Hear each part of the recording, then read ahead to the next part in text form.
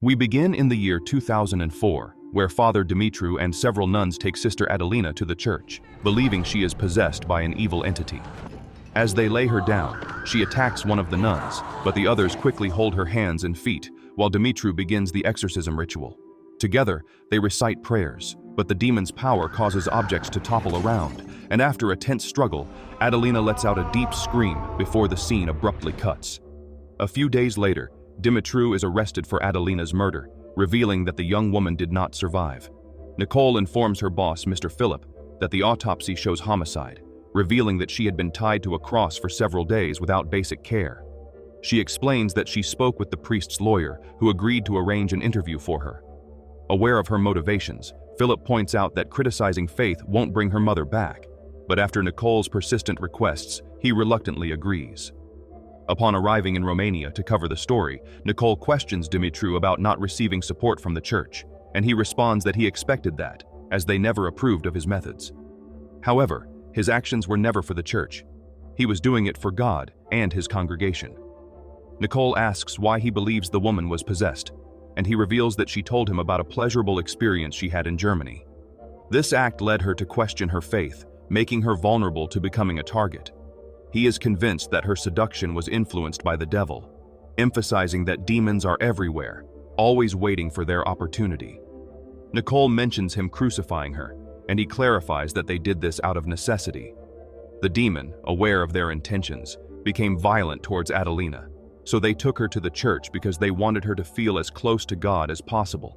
It took time, but they eventually obtained the name of the demon that possessed her. Dumitru describes it as an exceptionally powerful entity, capable of invoking the names of God and the Virgin Mary. Only at the end of the third day did he feel the demon begin to weaken. But just then, the bishop arrived and ordered the exorcism to stop. The moment Dumitru looked into Adelina's eyes, he knew it was over, but the demon had sensed his conflict, undoing all his progress, and no longer feared them. He insists that Adelina would still be alive if the bishop had not interfered. Nicole asks what happened, and Dumitru replies that the demon took Adelina's life on the way to the hospital. He insists that if he had just been given a little more time, he could have saved her. Nicole acknowledges the need to confront the possession, but points out that he has no formal training, and he responds that Moses didn't either, yet God gave him the power to part the waters of a sea. Dumitru explains that he left his studies because the rigid rules of the church would have prevented him from truly helping those in need. Now, as Nicole is about to leave, Dumitru holds her hand and says that God told him she is here to help. At the hospital, the coroner informs that Adelina's death resulted from a collapsed larynx, obstructing her air supply, but no bruising marks were present. During the examination of the neck area, he speculated about the possibility of oral cancer affecting the larynx, but the tissue samples and biopsies produced inconclusive results, perplexing him, as he had never encountered a case like this before. He then presents Adelina's file to her, leading her to question how, without a clear understanding, he can determine the cause of death, and the coroner asserts that there are enough factors to make an educated guess, and in this case, the ordeal of 3 days clearly played a significant role in the tragic death of the girl. Nicole tells Philip that Dumitru blames the nun's death on Bishop Gornik, interrupting the exorcism, while the coroner suspects murder, and she is heading to Tanaku to attend Adelina's funeral. In Tanaku, she arrives at an old convent where Adelina's funeral is taking place, and Bishop Gornik is also present. Amid the gathering, she observes another nun deeply affected by Adelina's death. After the funeral, Nicole approaches the grieving nun, introduces herself, and says she doesn't understand how Father Dumitru could kill Adelina, but the nun insists they did not kill her. Subsequently, Nicole returns to the church to inspect Adelina's lifeless body when the candles suddenly go out, and she begins to hear strange sounds.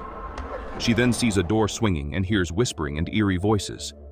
Driven by curiosity, she follows them, leading her to a mysterious basement. In that place, she discovers bloodstains on the floor and tracks it to the room where the crucifix used to bind Adelina during the exorcism is kept. She realizes that these bloodstains may belong to Adelina and immediately raises her camera to take pictures of the scene, but Bishop Gornik suddenly appears, surprising her. She apologizes, but he drags her out, ending her investigation. While at the market, Nicole notices a man selling unusual masks. Later, at the hotel, she asks the receptionist about it, and he explains that the village is preparing for the Strigoi festival. In the past, villagers would exhume the body of someone considered evil, cut out the heart, burn it, mix the ashes with well water, and drink it. The masks concealed their identities from the spirits of the dead.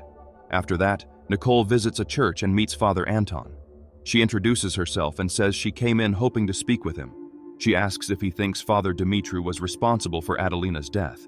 He says he doesn't think it's fair for him to say something because he wasn't there. She then mentions seeing a brown-haired nun crying over the coffin, and Anton identifies her as Sister Vaduva and the man next to her as Adelina's brother Stefan. Nicole relays Sister Vaduva's assertion that they did not kill Adelina and asks if there is anything the church is hiding. Anton suggests that if she wants the church's perspective, she should speak to Bishop Gornik, as Dumitru's monastery was under his governance and responsibility for sanctification.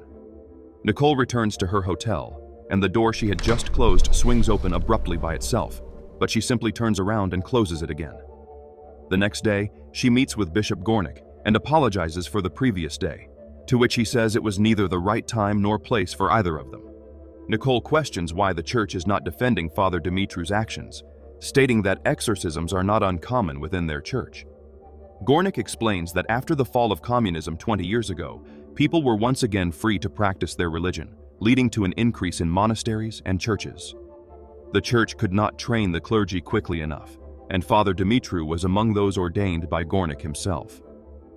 While many priests might see only a few exorcisms in a year, Dumitru had performed 4 in the last 10 months, as the poor often turned to the church before Romania's struggling healthcare system. Gornik emphasizes that Adelina was not possessed, but rather mentally ill, and admits with regret that if he had removed Dumitru earlier, her death might have been prevented. She calls Philip, explaining that Bishop Gornik stopped the exorcism because the nun was not possessed, and it seemed that Father Dumitru was killing her. Philip asks if he needs the church's approval, and she says he should, but this wasn't his first unnecessary exorcism. Philip observes that it seems like a madman killing a nun, and she agrees, calling it brutal. Nicole then visits the monastery, but finds it locked, so she jumps the gate. She goes to Adelina's room, finding it in a state of disrepair with scratch marks on the floor, and nearby, she discovers a nail that belonged to Adelina. She also finds a box there, and when she opens it, it contains photos of Adelina and Vaduva, which she puts in her bag. But suddenly, she is startled by the presence of a boy.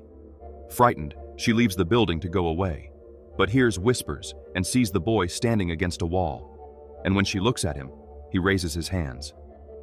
That night, she meets Anton, expressing her disbelief in Adelina's treatment, and Anton explains that from his perspective, they were not harming her but trying to prevent the demon from doing so. He explains that each exorcism is different but follows steps. The first is the presence, where the demon must be identified as it takes control, often denying food and water. Next is the breaking point, marked by panic, confusion, hallucinations, strange noises, and foul odors. Then comes the conflict, a direct battle, as the demon chooses whether to stay or return to hell. Finally, in the expulsion, God's will prevails, and the demon is cast out in Jesus' name.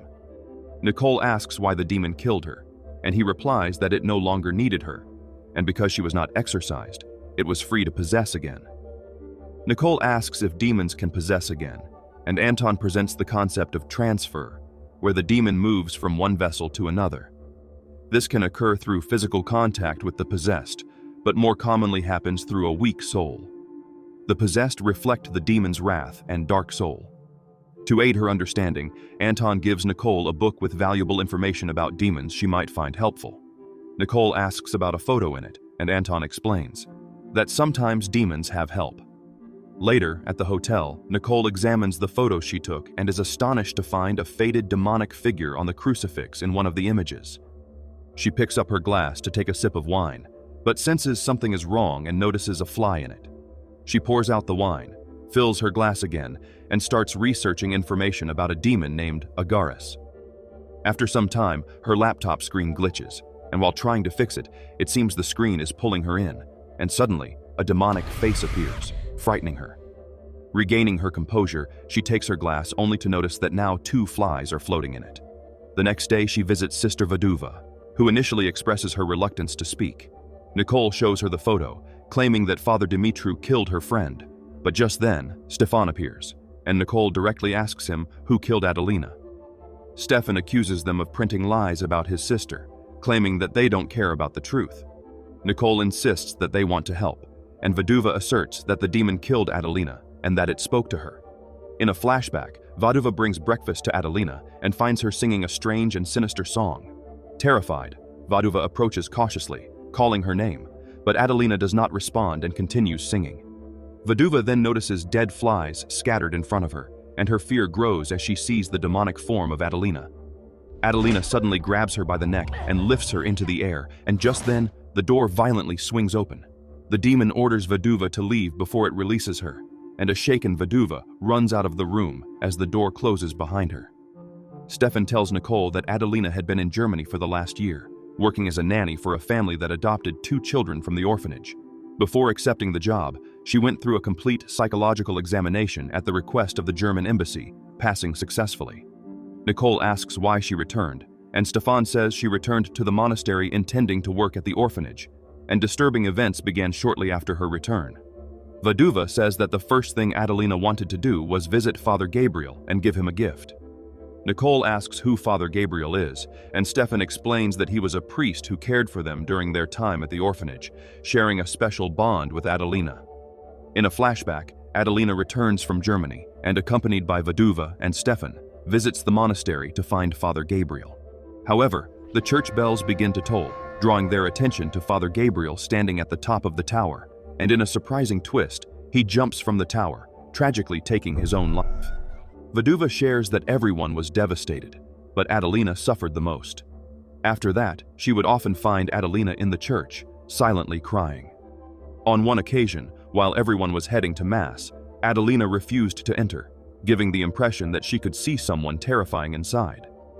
One day, Vaduva saw Adelina sitting on the floor of her room, murmuring something. As she approached to check, Adelina slowly lifted her head, and to Vaduva's horror, a spider emerged from Adelina's nose. That night, Nicole meets Anton, who admits to having read her article about unanswered prayers, saying he searched for her online. He notes the number of people she cited whose prayers went unanswered.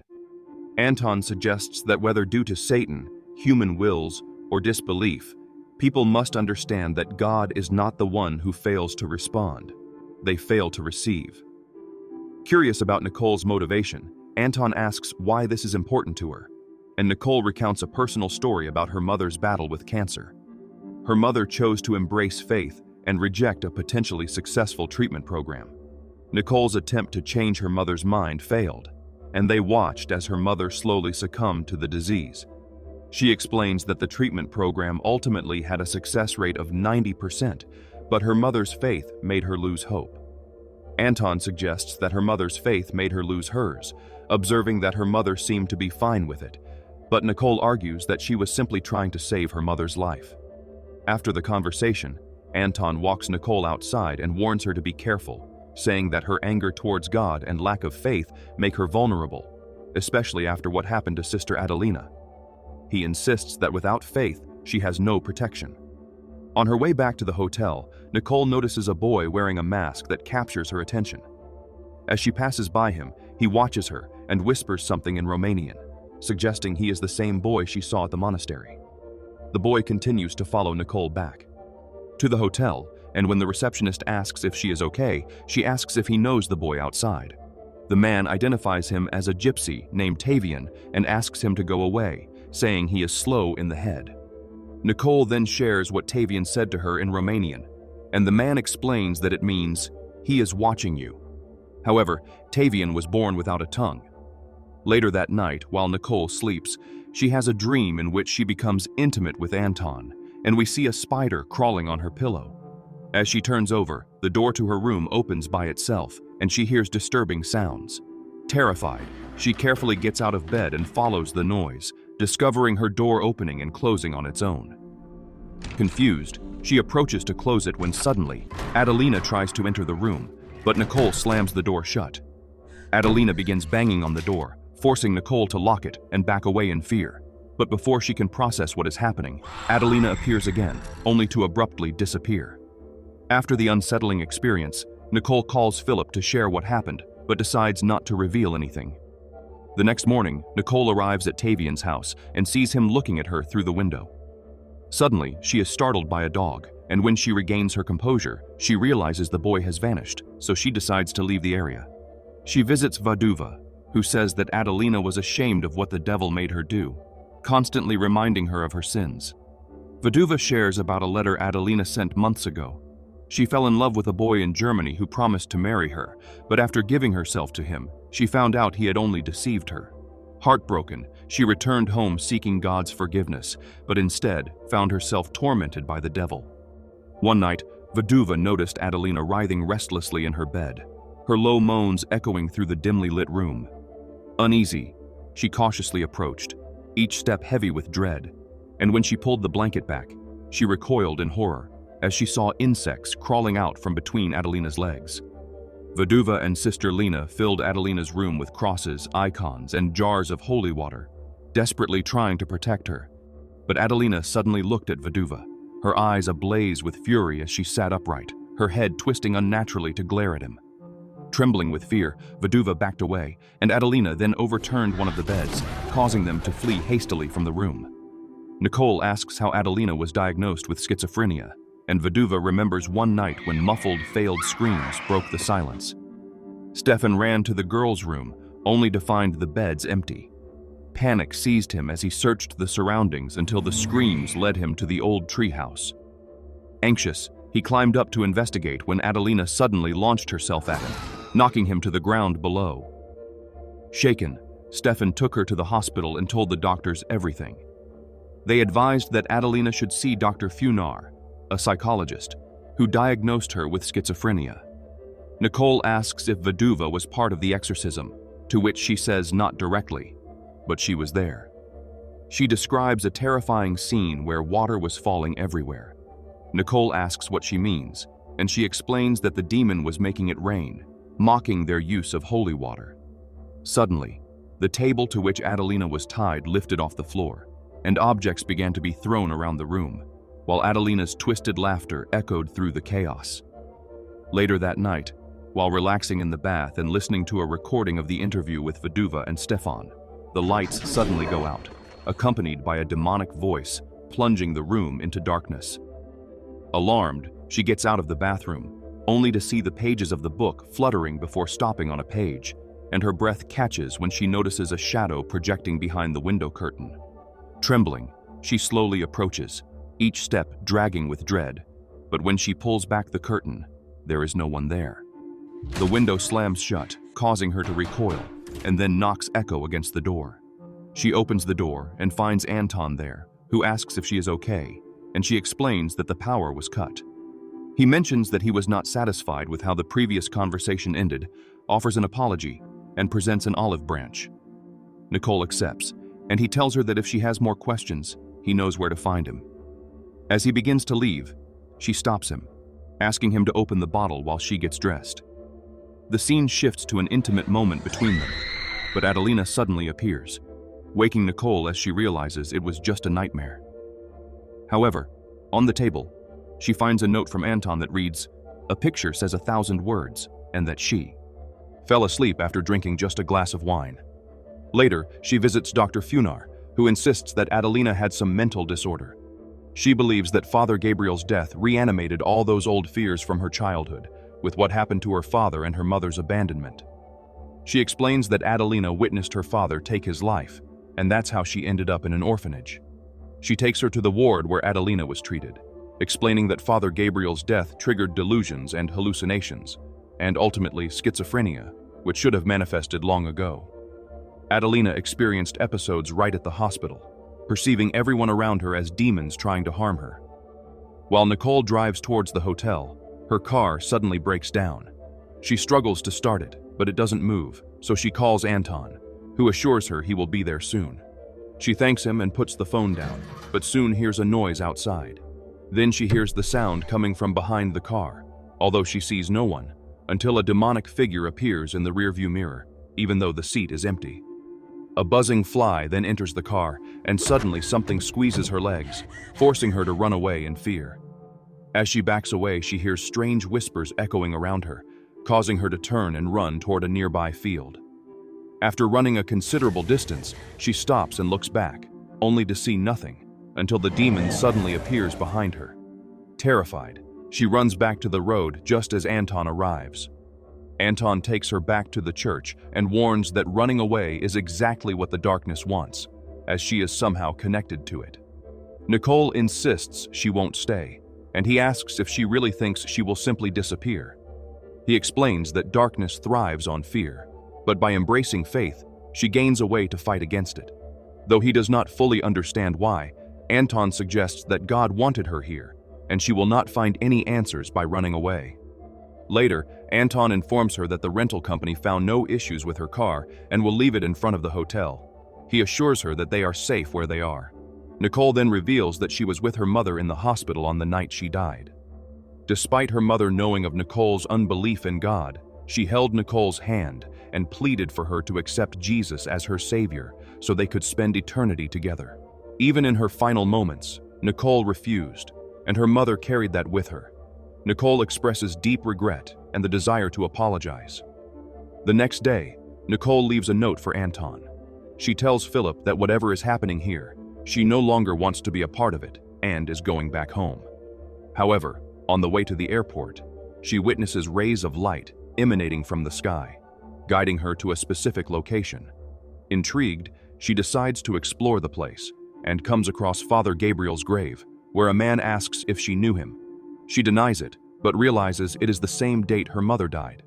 She asks the man to explain the meaning of the inscription, and he reveals that it means being received in the arms of the Lord. Nicole realizes that Father Gabriel was possessed by a demon, which passed to Adelina after his death. She returns to the monastery and, with Sister Lena's help, discovers that Father Gabriel's last exorcism was on Tavian. She visits Tavian's house, where she learns that Tavian actually brought the priest to help his father, who was tormented by dark thoughts and a voice urging him to kill his son.